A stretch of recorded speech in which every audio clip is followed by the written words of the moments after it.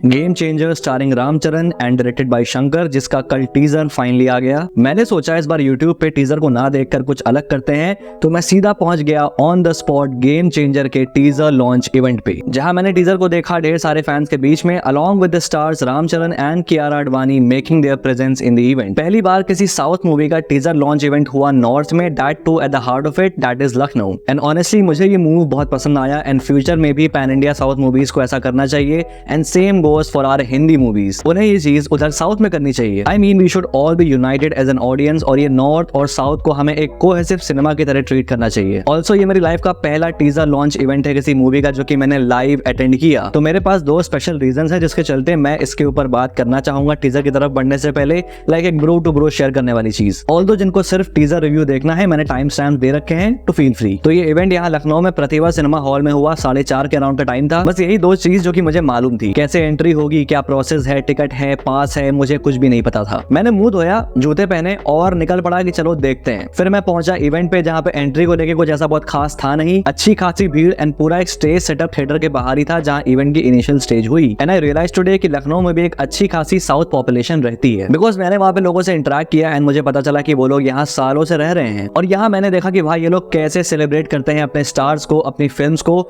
जो कि मुझे बहुत एक्सिलरेटिंग लगा। और सिंस मेरे शहर में तेलुगु और तमिल लैंग्वेजेस में फिल्म लगती है, तो मैं डेफिनेटली अपनी next south Indian film original language में इनके बीच में देखना चाहूंगा। सबसे अच्छी चीज ये हुई कि ज्यादा वेट नहीं करना पड़ा, सिर्फ आधे घंटे हुए मुझे आए, जिसके बाद से एक ग्रैंड रिवील हुआ रामचरण एंड कियारा आडवाणी का, जहां they addressed all the fans. Shahrukh Khan के बाद से ये दूसरी बार है जहां मैंने इतने बड़े स्टार को इतने करीब से देखा। Bro that man is handsome and let me tell you I am straight. फिर रामचरण और कियारा बैक स्टेज पे चले गए, जिसके बाद से सबको थिएटर की तरफ प्रोसीड करने को कहा गया, जहां पर अब टीजर का प्रीमियर होगा और रामचरण और कियारा भी फैंस के बीच में बैठ के उस टीजर को देखेंगे। सांस रोक देने वाली भीड़ जो कि थिएटर के अंदर घुस रही थी, एंड एंट्रेंस तक पहुंचते पहुंचते पता चला कि भाई हाथ में तुम्हारे एक रेड बैंड होना चाहिए जिसको देख के एंट्री मिल रही है। मैं थोड़ा सा लेट गया था वेन्यू पे, तो मुझे लगता है कि उससे पहले ये रेड बैंड्स डिस्ट्रीब्यूट हो गए थे। थिएटर की एंट्रेंस पे एक बाउंसर अंकल खड़े थे, उन्होंने तुरंत रोका मुझे और कहा कि रेड बैंड कहाँ है, इसके बिना नो एंट्री। मैंने भी प्यार से कहा कि भाई मुझे बता दो कहाँ से रेड बैंड मिलेगा, मैं पे कर दूंगा। और भड़कते हुए ही सेड कि वापस एंट्रेंस पे जाओ, वहां पर मिलेगा बैंड। अब मेरे पीछे टोटल 300 लोग खड़े थे और मुझे प्रतिभा की ऑक्यूपेंसी पता है, तो मुझे इतना मालूम था कि अगर मैं वापस एंट्रेंस पे गया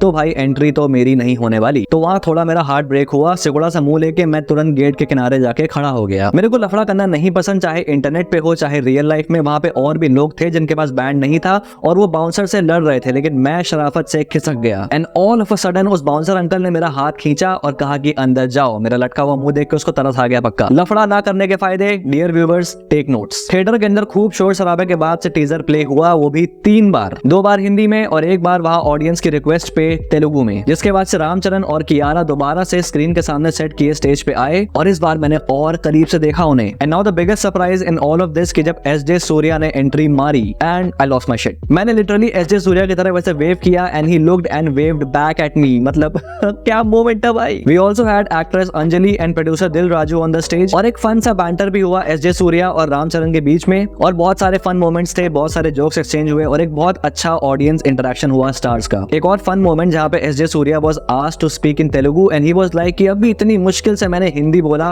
और अब तुम लोगों को तेलुगु चाहिए। फिर रामचरण और एसजे सूर्या ने अपने पुरानी फिल्म्स के डायलॉग्स बोले और फिर थोड़ी बातों के बाद दे लेफ्ट। टीजर कैसा है, फिल्म कैसी होगी, ये तो बात की बात है, लेकिन ये इवेंट मेरे लिए एक स्पेशल मेमोरी बन गई, एक अलग एक्सपीरियंस, बहुत मजा आया। और अब बात करते हैं गेम चेंजर के टीजर के बारे में। वापस से ऑन करते हैं अपना पॉप कल्चर नर्ड मोड। तो 1 मिनट 28 सेकंड का ये टीजर था, शॉर्ट एंड सिंपल, एंड ये एक्चुअली में टीजर था जो बस हमें ग्लिम्पसेस देता है into the world of game changer. Personally अगर एक वर्ड में मैं डिफाइन करूं कि मुझे टीजर कैसा लगा, तो मैं कहूंगा ठीक था। ओवरऑल जो एक फील आया इस टीजर को देख के, वो मुझे एक रेगुलर तेलुगु मास कमर्शियल फिल्म वाला आया। One man against all odds political themes भी है फिल्म में, जो कि ऑब्वियसली हर शंकर की फिल्म में होती है, जहां SJ Surya is a typical corrupt politician villain. Aparichit was all about corruption, Indian में भी सेम सब्जेक्ट था। गेम चेंजर के टीजर में देख के लगता है कि इस बार जो सब्जेक्ट है वो इलेक्शंस होने वाला है। मतलब जो इलेक्शन सिस्टम है इंडिया का, उसमें जो लूप होल्स हैं, उसमें जो इश्यूज हैं, उससे इस बार हमारा प्रोटैगनिस्ट डील करेगा, जो खुद भी एक डिप्लोमेट दिखाया जा रहा है हमें। तो मतलब सिस्टम का हिस्सा बन के उस सिस्टम से लड़ने वाला सीन इस बार है। जैसे अपरिचित और इंडियन में हमारे कैरेक्टर्स आउटलॉज थे,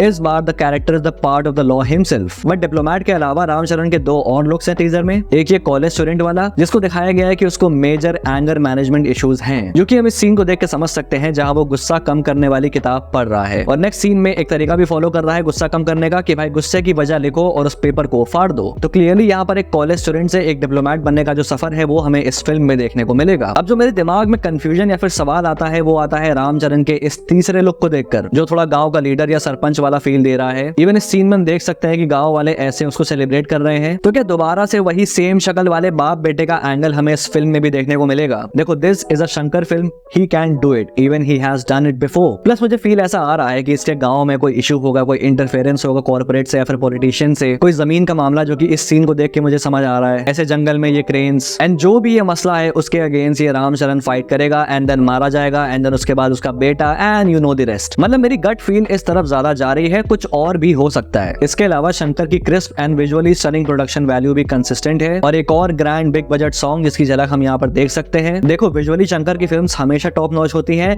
मात ये स्क्रिप्ट में खाते हैं, और वो भी हर फिल्म में नहीं। रिसेंटली 2 फिल्म जहां Shankar clearly was not in his prime. Indian 2 की तो बात ही ना करो तो बेहतर। एंड यहाँ भी जैसा मैंने बताया कि मुझे एक रेगुलर तेलुगु कमर्शियल फिल्म वाली फील आ रही है with a better production value. तो एटलीस्ट फिल्म आने तक उसको देखे बिना मैं कोई भी एक्सपेक्टेशंस नहीं लगा रहा हूँ as of now. I know मुझे हेट मिलेगी ये बात कहने पर ठीक है, ये मेरा अपना पर्सनल एक्सपेक्टेशंस है जो कि मैं सेट कर रहा हूँ। तुम्हारा अपना पर्सनल एक्सपीरियंस इस टीजर को लेके अलग हो सकता है and that's how it works. Action के बारे में I have to be completely honest, मासी ही सही लेकिन बढ़िया लग रहा है, क्योंकि अगेन रामचरण जैसा फिजिकली फिट बंदा एक्शन कर रहा है, ना कि 102 साल का एक बुड्ढा। तो वहां पर वो सस्पेंशन ऑफ डिसबिलीफ एक्सेप्टेबल है एंड रामचरण भी is looking on the top of his game. और थलापति थलापति थलापति रेफरेंस मैं ये कभी मिस नहीं कर सकता। देखने वाला अगर कुछ है एंड ऑनेस्टली जो चीज मुझे कंसर्न कर रही है वो है इस फिल्म की स्क्रिप्ट और उसका एग्जीक्यूशन, क्योंकि शंकर की पुरानी फिल्म्स भी कोई बहुत ही ग्राउंडेड नहीं होती थी, ओवर द टॉप या फिर मासी होती थी। जैसे अपरिचित देख लो या शिवाजी द बॉस देख लो। शिवाजी तो एक प्योरली मास फिल्म थी, बट नॉनदलेस एक एंटरटेनिंग कमर्शियल फिल्म के सारे बॉक्सेस वो चेक करती थी with a good story and social message. But Indian 2 was outright absurd. तो अब game changer peak Shankar category में आता है या फिर इंडियन 2.5 बनता है, ये देखना बाकी है। बाकी भी ट्रेलर वगैरह भी आएगा तो उसके ऊपर और बातें करेंगे इन डिटेल। तो ये थे मेरे थॉट्स गेम चेंजर के टीजर पे। बाकी अपने थॉट्स को कमेंट बॉक्स में लिख के बताओ, और अगर वीडियो पसंद आए तो लाइक कर देना, और अगर पहली बार यहाँ पे आए हो तो सब्सक्राइब करना मत भूलना ऐसी और वीडियोस के लिए।